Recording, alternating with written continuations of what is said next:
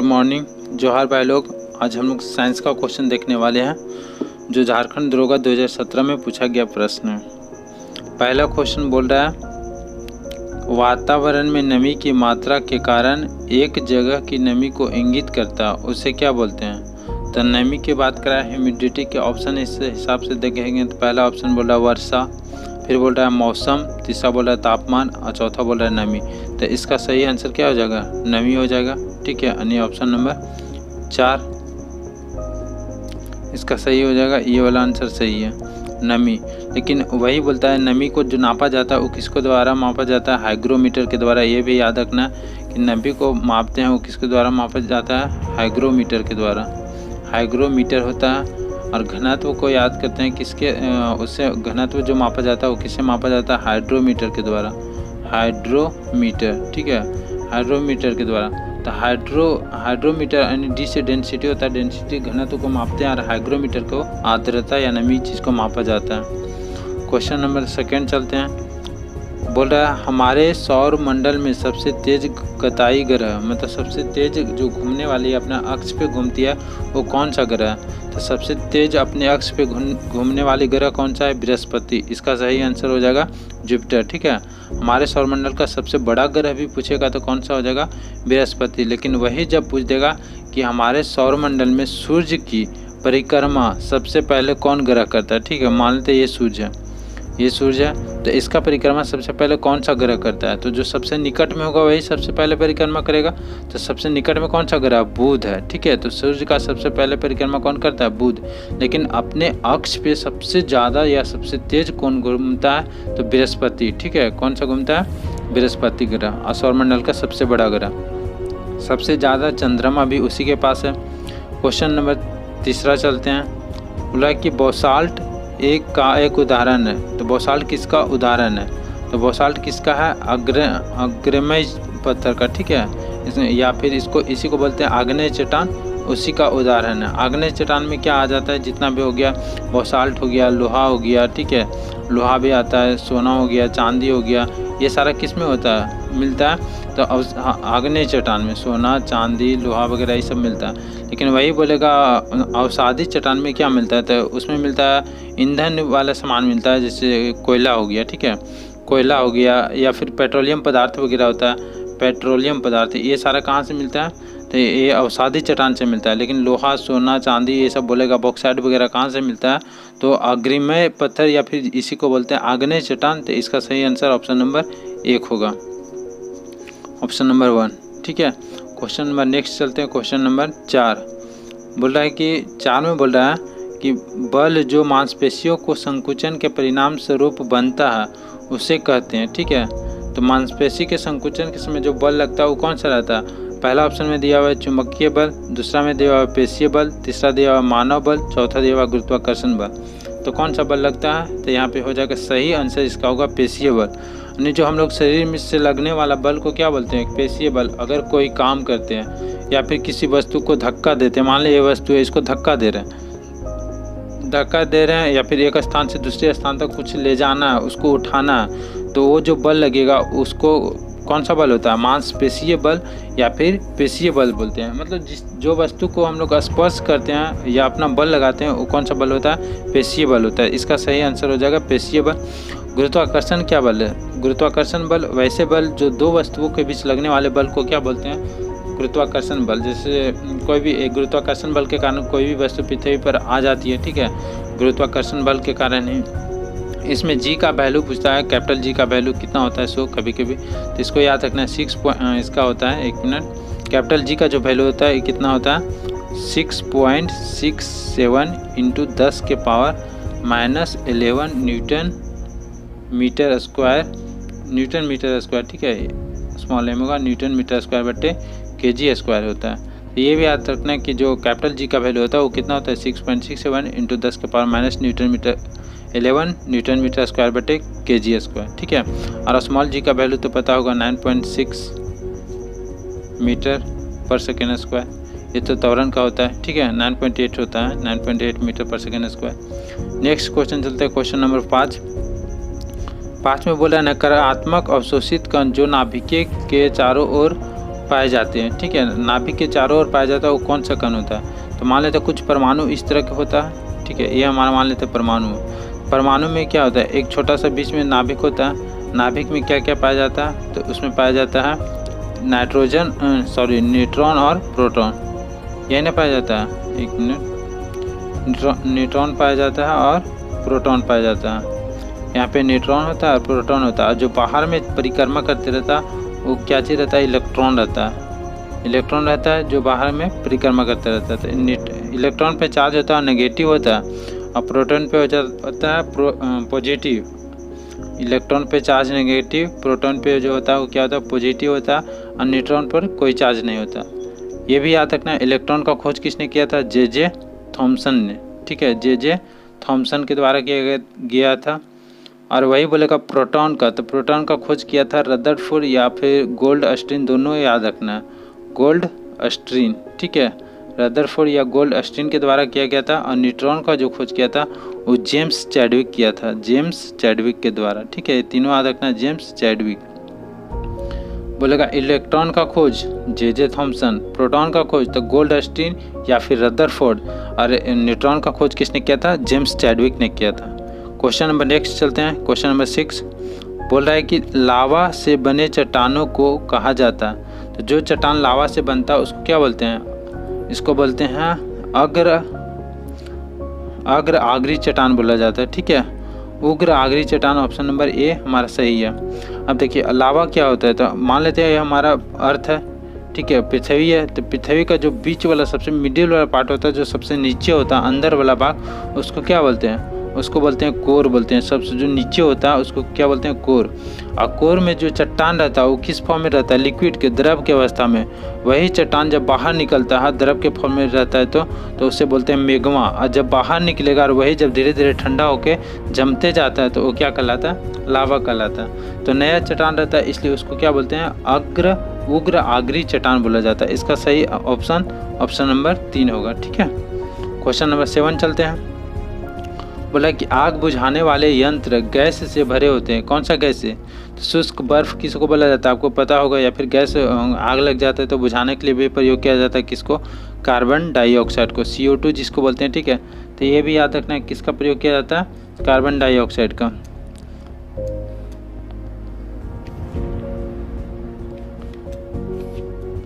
यहाँ पे CO2 हो जाएगा, कार्बन डाइऑक्साइड। और मीथेन क्या होता है? तो मीथेन बोलते हैं CH4 को बोलते हैं मीथेन, ठीक है। इसको आदर्श गैस भी बोला जाता है। मीथेन को मार्स गैस बोला जाता है। मार्स गैस किससे बोला जाता है? मीथेन को। बोल रहा है कार्बन डाइऑक्साइड, वो तो पता हो गया। शुष्क बर्फ बोला जाता है जिसको आग बुझाने में प्रयोग किया जाता है। कार्बन मोनोऑक्साइड एक बहुत जहरीला ग्रह होता है, ठीक है। सोडियम नाइट्रेट, यानी सोडियम नाइट्रेट क्या होता है? NaNO3, सोडियम नाइट्रेट ये हो गया। चलते हैं क्वेश्चन नंबर नेक्स्ट। बोल रहा है आग बुझाने, क्वेश्चन दोबारा रिपीट हो गया। 8 नंबर क्वेश्चन में क्या बोला है कि 0 डिग्री सेल्सियस किसके बराबर होता है, ठीक है। यहाँ पे आंसर सारा किस में दिया हुआ है? फ़ारेनहाइट में दिया हुआ। तो ये 0 डिग्री सेल्सियस क्या है? फ्रीजिंग पॉइंट, और एक होता है बॉइलिंग पॉइंट, ठीक है। फ्रीजिंग पॉइंट, एक होता है बॉइलिंग पॉइंट, ठीक है। बॉइलिंग पॉइंट है फ्रीजिंग पॉइंट। 0 डिग्री सेल्सियस से कितना होता है? 100 डिग्री सेल्सियस तक। डिग्री सेल्सियस में बात करेगा, फ़ारेनहाइट में कितना होता है? 32 फ़ारेनहाइट से लेकर के 212 फ़ारेनहाइट तक, 212 फ़ारेनहाइट तक। और केल्विन में बोलेगा तो 273 केल्विन, ठीक है। 273 केल्विन से लेकर के कहाँ तक होता है? 373 केल्विन तक। तो ये भी याद रखना है, 273 से 373। तो 0 डिग्री किसके बराबर होगा? 0 डिग्री सेल्सियस बराबर होता है 32 फ़ारेनहाइट, ठीक है। ये हमारा सही आंसर होगा। तो 32 फ़ारेनहाइट किस में दिया हुआ? ऑप्शन नंबर 3 में। वही बोला होगा मानव शरीर का जो तापमान होता है वो कितना फ़ारेनहाइट होता है? 96 फ़ारेनहाइट। इससे जब ज़्यादा होता है तो बोलते फीवर लग जाता है। फीवर फ़ारेनहाइट में होता है, कुछ तो देहात में डॉक्टर लोग बोल देता है डिग्री सेल्सियस में भी, ठीक है। तो एक्चुअली याद रखना हमको 96 डिग्री सेल्सियस में 100 में तो पानी बॉयल कर जाता है, उतना टेम्परेचर हीट नहीं होता। फ़ारेनहाइट में होता है 96 फ़ारेनहाइट होता है। डिग्री सेल्सियस में बात करेंगे तो लगभग 32 डिग्री सेल्सियस तक क्या होता है, ठीक है। 32 डिग्री सामान्य तापमान है, 32 पॉइंट समथिंग होता है। इससे ज़्यादा होने पे क्या होता है? बुखार वगैरह लगने लगता है। क्वेश्चन नंबर 9 चलते हैं। 9 में क्या बोल रहा है कि हीटिंग और कूलिंग पानी को शुद्ध करने की प्रक्रिया क्या होता है। नहीं बोल रहा है कि जब हीट करते हैं कोई चीज़, मान लेते हैं यहाँ पे आग लगा दें, ठीक है, यहाँ पे आग लगा हुआ, कोई बर्तन रखा हुआ है, इसमें पानी डाला हुआ है, तो पानी डाल रहा है तो गर्म हो रहा है, हीट हो रहा है, यहाँ से वाष्प बनेगा, जल का ही वाष्प बनेगा, और वाष्प बनने के बाद में फिर क्या होगा, फिर यह जब ठंडा होगा तो फिर पानी में आ जाएगा, ये फिर पानी में यहाँ पे स्टोर रह रहा है, तो यहाँ पे गर्म करके फिर पानी ठंडा बना रहे थे। ये प्रोसेस को क्या बोलते हैं, आसवन विधि बोलते हैं, ठीक है। जैसे समुद्र को पानी को शुद्ध किया जाता है, कौन सा विधि से, आसवन विधि से, यही होता है आसवन विधि। तो यहाँ पे सही आंसर हो जाएगा ऑप्शन नंबर 4, आसवन विधि, ठीक है। क्वेश्चन नंबर नेक्स्ट चलते हैं। 10 नंबर क्वेश्चन में क्या बोला है कि AU का प्रतीक है, तो AU किसका प्रतीक है, सोना का, हम लोग को पता होना चाहिए। AU किसका प्रतीक होता है, सोना का। वही बात करेगा चांदी का, तो क्या होता है, चांदी का प्रतीक क्या होता है, AG, चांदी का क्या होता है, AG, ठीक है। अब इस सोने का तो हो गया, AU हो गया। उसके बाद लोहा का प्रतीक क्या होता है, Fe, ठीक है, FE होता है। और वही बोलेगा लेड का, शीशा, लेड में तो शीशा होता है, शीशा का प्रतीक क्या होता है, PB, ठीक है, PB। यहाँ पे AG स्मॉल होगा, सिल्वर का AG होता है, ठीक है। क्वेश्चन नंबर 11 चलते हैं।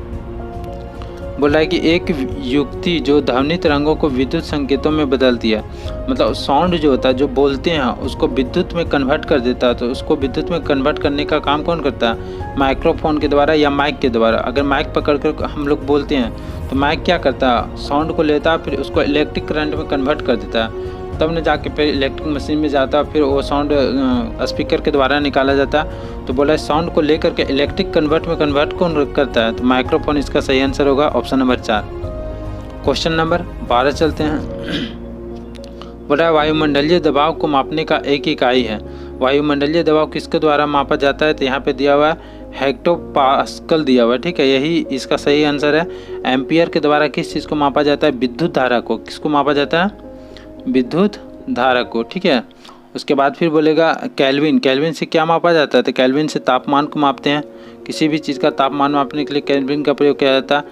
हेक्टोप्लास वायुमंडलीय दाब को मापा जाता है। पौंड क्या होता है, केक वगैरह खरीदते हैं तो वजन वाला चीज़ को जो तौला जाता है वो किस में तौला जाता है, पौंड में। 1 पाउंड 2 पाउंड इस तरह होता है ना, तो पाउंड लगभग 450 ग्राम के आसपास होता है, ठीक है। ये चीज़ याद रखना हमको, जब भी बोलेगा वायुमंडलीय दबाव को मापने की इकाई है क्या, तो हेक्टोप्लास, या फिर एक होता है बैरोमीटर जिससे वायु दाब को मापा जाता है। जब बैरोमीटर का पाठ्यांक अचानक नीचे गिरता है तो क्या होता है, आंधी तूफान आने की संभावना होती है, और जब धीरे धीरे गिरता है तो क्या होता है, वर्षा होने की संभावना रहती है, और जब ऊपर जाता है तो क्या होता है, मौसम साफ होने का संभावना रहता है, ठीक है। तो ये भी याद रखना है, मौसम साफ होने का संभावना रहता है। नेक्स्ट क्वेश्चन चलते हैं, क्वेश्चन नंबर 13 में क्या बोल रहा है कि हवा की गति और दिशा मापने के लिए एक उपकरण है, ठीक है, जो हवा की गति होता है, किधर से किधर जा रहा है, उस गति स्पीड को मापने के लिए, और दिशा किधर से किधर जा रहा है उसको मापने के लिए किसका प्रयोग किया जाता है, तो एनीमोमीटर का प्रयोग किया जाता है, ठीक है। हमको इसका सही आंसर हो जाएगा ऑप्शन नंबर 3, एनीमोमीटर। बैरोमीटर से क्या होता है, वायु दाब मापा जाता है, ठीक है, जो अभी बताए थे तुरंत में बताएं। बैरोमीटर से क्या होता है, वायु दाब को मापा जाता है, जो उसका पाठ्यांक जब अचानक से नीचे गिरेगा तो आंधी तूफान आने की संभावना रहता है, ठीक है। और जब धीरे धीरे आएगा तो क्या होता है, वर्षा होने की संभावना रहता है। जब धीरे धीरे आएगा तो क्या होगा, वर्षा, लेकिन अचानक जब धीरे धीरे ऊपर जाएगा तो मौसम साफ होने की संभावना रहता है। हाइड्रोमीटर अभी पढ़े थे, किसका मापा जाता है, घनत्व को। हाइड्रोमीटर से क्या मापा जाता है, घनत्व को मापा जाता है। एनीमोमीटर वायुमंडलीय जो होता है उसका दिशा और गति को मापा जाता है। क्वेश्चन नंबर नेक्स्ट चलते हैं, क्वेश्चन नंबर 14 बोला है कि के कारण गिरह अपने कक्ष में अपनी गति करती रहती है, ग्रह, ठीक है, ग्रह अपने कक्ष में अपनी गति करती रहती है। मतलब उतना सारा ग्रह, ये अगर छोटा सा हम ले रहे हैं सूर्य है, तो सूर्य के साथ हमारे सौरमंडल में कितना 8 ग्रह है ना, बुध है, शुक्र है, पृथ्वी है, मंगल है, बृहस्पति है, शनि है, अरुण है, वरुण है, ठीक है। ये सारा ग्रह क्या करता है, सूर्य का चक्कर लगाते रहता है, आपस में ये टकराता क्यों है वो पूछ रहा है, ठीक है। अपनी गति करते रहता है अपने कक्ष में, तो ये किसके कारण होता है, कोई भी दो वस्तु के बीच लगने वाले बल को क्या बोलते हैं, गुरुत्वाकर्षण बल। तो इसी तरह यहाँ पे दो ग्रहों के बीच में जो बल लगता है वो कौन सा बल लगता है, गुरुत्वाकर्षण बल, और केंद्र प्रसारक बल के कारण क्या होता है, आपस में कभी नहीं टकराता है। तो इसका सही आंसर हो जाएगा ऑप्शन नंबर 4, ठीक है, गुरुत्वाकर्षण बल और केंद्र प्रसारक बल। क्वेश्चन नंबर नेक्स्ट चलते हैं 15 नंबर बोला है कि शीशा, पेंसिल, लीड बंधन का एक उदाहरण है। तो इसका सही आंसर क्या होगा? वान डर वाल्स। ठीक है, ऑप्शन नंबर 1 इसका सही आंसर है। क्वेश्चन नंबर 16 चलते हैं। ऊन एक है, तो ऊन एक क्या है? ऊन, अब देखिए ऊन क्या होता है? पेड़ पौधा से होता है, ठीक है, या फिर एनिमल्स वगैरह से, जैसे भेड़िया हो गया, ये सबसे ऊन बनता है ना।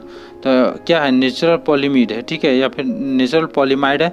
इसका सही आंसर ऑप्शन नंबर 3 होगा। कपास का खेती हो गया या फिर रुआ वगैरह जो बनता है वही हो गया ऊन जो बनता है क्या है? नेचुरल पॉलीमाइड है। क्वेश्चन नंबर नेक्स्ट चलते हैं 17 नंबर। बोला है एक ही परमाणु संख्या वाले तत्व लेकिन विभिन्न द्रव्यमान वाले संख्याओं को कहा जाता है। बोला है कि जिसका परमाणु संख्या समान होता है, ठीक है, लेकिन परमाणु द्रव्यमान जो होता है वो भिन्न होता है। जैसे यहाँ पे हम नाइट्रोजन लेते हैं, नाइट्रोजन का परमाणु संख्या कितना होता है? 7 होता है, और परमाणु द्रव्यमान 14। एक ठो नाइट्रोजन यहाँ पे लिए, एक नाइट्रोजन आ ले रहे हैं जिसका परमाणु संख्या 7 है, परमाणु भार 15 है, ठीक है। तो यहाँ पे देखिए दोनों का परमाणु संख्या समान है लेकिन परमाणु भार क्या है? भिन्न भिन्न। तो बोला है जिसका परमाणु भार भिन्न भिन्न होता है उसको क्या बोलते हैं? तो उसको बोलते हैं आइसोबार बोलते हैं, ठीक है। जिसको परमाणु भार भिन्न भिन्न रहेगा उसको क्या बोलते हैं? आइसोबार। लेकिन वही जब बोल देगा जिसका परमाणु संख्या भिन्न भिन्न होता है। अब यहाँ पे ले रहे हैं, यहाँ पे नाइट्रोजन को एक बार 7 मान ले रहे हैं, यहाँ पे 14 है, ठीक है, लेकिन अगला बार जब ले रहे हैं तो नाइट्रोजन को यहाँ पे 8 ले रहे हैं और ये परमाणु भार सेम ही होगा। तो परमाणु भार यहाँ पे क्या हो रहा है? सेम हो रहा है, लेकिन परमाणु संख्या भिन्न भिन्न हो जा रहा है। तो ये जो कहलाएगा वो क्या कहलाएगा? आइसोटोप कहलाएगा, ठीक है। लेकिन इसका तो जस्ट अपोजिट हम लोग को पूछा है, तो इसका सही आंसर क्या हो जाएगा? आइसोबार, जिसमें परमाणु संख्या समान होता है और परमाणु भार भिन्न भिन्न होता है। सही आंसर है, ठीक है। नेक्स्ट क्वेश्चन चलते हैं, क्वेश्चन नंबर 18। बोला कि टरबाइन दोहन से एक विद्युत ऊर्जा में बदला जा सकता है। तो टरबाइन को दोहन से एक विद्युत ऊर्जा में बदला जाता है। तो विद्युत ऊर्जा में बदला जाता है, कौन सा ऊर्जा हो जाएगा? टरबाइन में दोनों ही ऊर्जा होता है, एक होता है गतिज ऊर्जा और स्थितिज ऊर्जा, ठीक है, या फिर तरल ऊर्जा होता है। तो स्थितिज ऊर्जा जिसको बोलते हैं पोटेंशियल एनर्जी, ठीक है, स्थितिज ऊर्जा पोटेंशियल एनर्जी, इसका क्या होता है? mgh। और गतिज ऊर्जा जिसको बोलते हैं काइनेटिक एनर्जी, गतिज, ठीक है, गतिज ऊर्जा जिसको बोलते हैं काइनेटिक एनर्जी, इसका होता है 12 mv²। और जब दोनों ऊर्जा रहता है तो उसी को बोलते हैं यांत्रिक ऊर्जा। तो यहाँ पे क्या हो जाएगा? टरबाइन में दोनों रहता है, स्थितिज ऊर्जा भी रहता है और गतिज ऊर्जा भी, ठीक है। गतिज ऊर्जा इसी को तरलीय ऊर्जा भी बोला जाता है। तरल मतलब जब पानी उनी गिरता है तो क्या होता है? तरल के कारण होता है, तो ये क्या हो जाएगा? यांत्रिक ऊर्जा। इसका सही होगा ऑप्शन नंबर 2, ठीक है। Next question number 19। बोल रहा है सरल सुगंधित हाइड्रोकार्बन है, इसमें से कौन है? बताना। C6H6, C7H8, C4H8, CH4 यानी मीथेन दिया हुआ। इसका सही आंसर क्या हो जाएगा? C6H6।